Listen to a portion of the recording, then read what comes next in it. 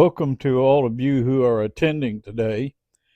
We will be recreating a tour of the Johnson County Courthouse that was conducted a few years ago. The exact date I can't remember, but it was sometime around the bicentennial of Johnson County in 2012. This tour was not recorded, but today we will recreate it much as it was conducted then. Those on the tour with me may remain seated and enjoy the comfortable atmosphere of their favorite chair. We will begin our tour at the west entrance of the courthouse, the entrance that was most often used in the earlier years. Absent are the two huge wooden doors and a great hand-carved sandstone slab that served as the first step going into this grand old building. The entrance was closed off when air conditioning was installed and the building was modernized sometime in the 1970s. The building corners and trim were originally supposed to be white limestone, but because of budget problems, the contractor was allowed to substitute brick painted white. This white trim remained for many years, and I do not have the answer to exactly when the paint was sandblasted away. The doors have long ago vanished, but the great sandstone slab that served as the entrance can still be seen lying in the courtyard's southwest lawn. This stone was often pictured in many group photos of men being drafted for military service for World War II. I have none of the original photos, but here is one that appeared in June 4th, 1942. The image is not good because it was from a microfilm copy of the Vienna Times. Here is that same entrance as it looks today. Now let's walk around to the south entrance of the building, but before we go any farther, take a look at the millstone found by those dredging a drainage ditch south of town. Placed here, somewhat like a museum display would be placed. Proceeding farther, we come to the south entrance, which was one of the two remaining entry points prior to security concerns following the tragedy of the World Trade Center and Pentagon building in 2001. This entrance was kept locked after that period of time. Notice the concrete entrance on the right side of these stairs. There was a time when a public restroom, or privy, as it was called then, was kept on the courthouse grounds for the use of the employees and visitors to the courthouse. The public visiting the stores around the square also used these privies. In 1934, during remodeling, restrooms of the more modern variety were installed, accessible through this doorway under the stairs. This was the public entrance. Let's walk around to the east side of the courthouse. This was the second entrance, most often used by the public, those who were strong enough to mount all those stairs. Missing, like those of the west entrance, are the two massive wooden doors. This entrance, like the west entrance, was closed off during the modernization of the 1970s. The stairs, as can be seen here, are of two types of materials. The bottom four steps are of concrete, while those above it are of hand-carved sandstone. There is a reason for this. At one time, erosion had made the courtyard a mess. When it was finally graded and smoothed, the ground level was lower on the east side. 4 more steps were added to make up for this erosion. The foundation stones of the building, hand-carved from local sandstone, can be seen from this side of the building. At this time, I have not discovered where they were mined from here in Johnson County. Notice the finished stones and those that are not finished. This indicates the level of the soil at the time when the courthouse was built. The rough stones were below ground level, while those that are finished were above that level. Neither do I know where the bricks for the building were made. Surprising as it may seem, these were probably made and fired somewhere around Vienna. It was not practical in 1870 to purchase bricks and have them hauled here. At that time, the railroad had not been finished and was not functional, and hauling bricks by wagon was not an easy chore over the roads that we had then. Most bricks were made locally. One other note concerning bricks. The previous building was made of bricks, and when it was torn down, the bricks were salvaged and used in the Christian church on North 6th Street, as can be seen in this image. Now let us walk to the north side of the courthouse. This gives a good view of the clock, which was installed in 1927. Donations from the people of Johnson County, along with those of children, made it possible to add the clock to the cupola.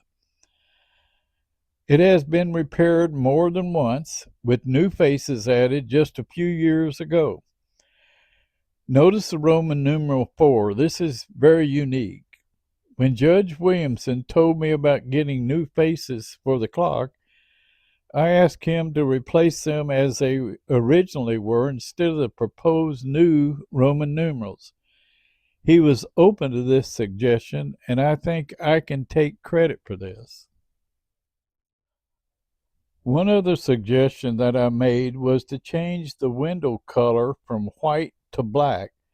These windows were covered over and painted white in 1908 when the vaults were added. They now appear as windows to a darkened room, looking much better than just that white paint that appeared for so many years. Now look up at the chimneys. These chimneys were necessary because of the fireplaces on the ground floor. This is the way they heated the building in those early days. And a person might ask why these chimneys still exist. The fireplaces are actually built into the structure of the building. But when the 1908 renovation took place, they were covered over and still remain in the walls behind these panels. Some other features that might be seen from this point on the courthouse grounds is the concrete barrier wall that goes around the courtyard, as well as the two monuments in the northeast corner of the yard. Looking west from here, the cannon can also be seen. Taking these one at a time, let's look at the barrier wall. At one time, there was an iron post and chain fence that made this border. This was an improvement from the days when the farmers would park their horses outside the windows of the offices. In the summer, the smell of urine and manure made working in these offices unbearable, so a fence solved this problem. During the period between 1910 and 1920, children from the county schools collected pennies and made donations for constructing this wall. All around the top level, this goes all the way around the courtyard, the various schools and sometimes the name of their teachers are embedded in the concrete capstone of this wall. Now let's move to the northeast corner of the courtyard. This large rock has a plaque commemorating Revolutionary War soldiers. This monument was placed here by none other than the DAR, or Daughters of the American Revolution.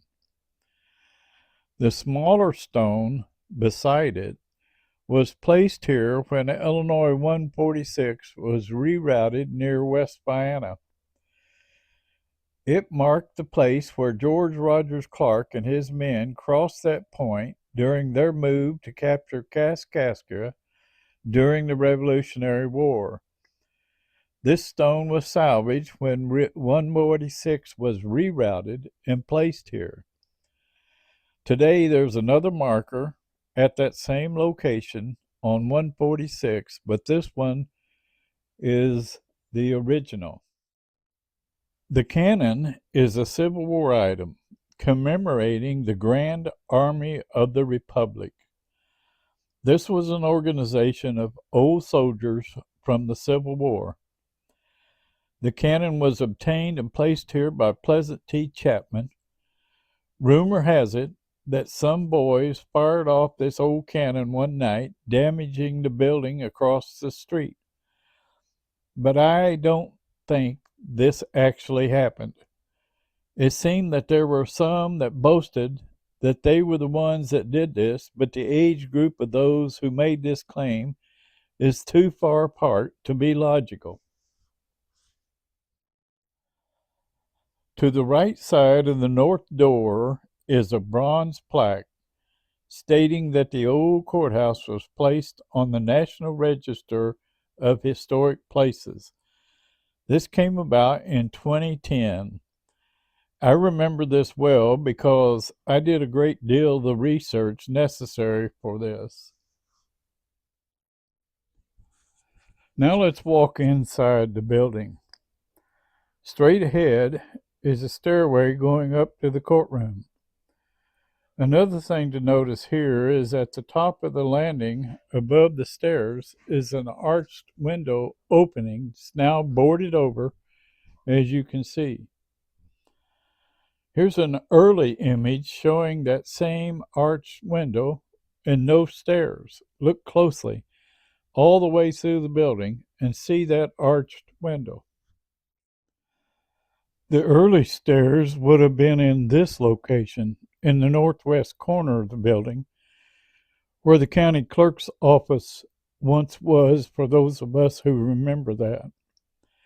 No one alive today ever saw this stairway, as it was one of those changes made in 1908. The original stairs, according to Mrs. P.T. Chapman, author of A History of Johnson County, said that this was a beautiful walnut staircase. It was located, as we've said, in the northwest corner of the building. Stepping into the office of the circuit clerk, this door appears. This is the door to one of the two vaults built into the courthouse. They were originally supposed to be installed in the original construction, but because of budget problems, as has been mentioned earlier, these were not in place in 1871 when the building was finished.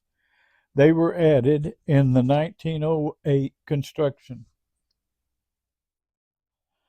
Standing in the hallway, looking north, these walls were once plastered and the ceilings were much higher. Now looking east down the hallway that once was the main entrance, or the east entrance, it can be seen that the ceilings were high, and an arch above the original doors can also be seen. In the middle of the main hallway is a monument that simply says Roll of Honor, Johnson County. This memorializes those men who fought in World War I, or the Great War, as it was called at that time. This was placed here soon after that war, which ended in 1918.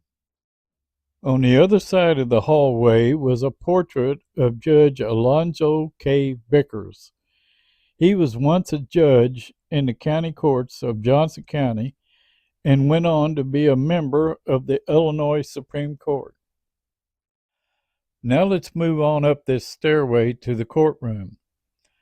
This plan drawing is a close approximation of how the rooms are arranged in the upper floor today. And this is what it looked like before 1908. The courtroom was very large and seated the many spectators that always seemed to show up for court. Here's a 1912 newspaper image of court proceedings and a huge space that was provided. The image is terribly degraded. I got this from a microfilm of a northern Illinois newspaper, but just look at the wide open space where the many spectators could view the proceedings. One feature that is not visible in any of these images is the heavy iron hook that once supported the large chandelier that was necessary when court proceedings ran into the night. The original entrance to the courtroom was from the north, and those large wooden doors still remain today. They form one of the walls in the old jury room. From the courtroom looking east, a person could see Main Street and all the traffic that came into town, circling the courthouse and continuing along West Main as it went west out of town. Route 146 did not exist at that time, and I have seen photos showing that street, Vine Street, paved only in grass in those early years. Here's an early view looking east down Main Street in a time when all the traffic going through town actually did come around the square. This is our new courthouse. And look close at the window trim, and you'll see that some of it mirrors the trim around the windows of the old courthouse. And there is, on this building to the right of the main entrance, a cornerstone. And on that stone is an image of the old courthouse, so we'll never forget this grand old building. Now let's take a look at some drawings that students in the Johnson County schools made of the old courthouse as we close this program.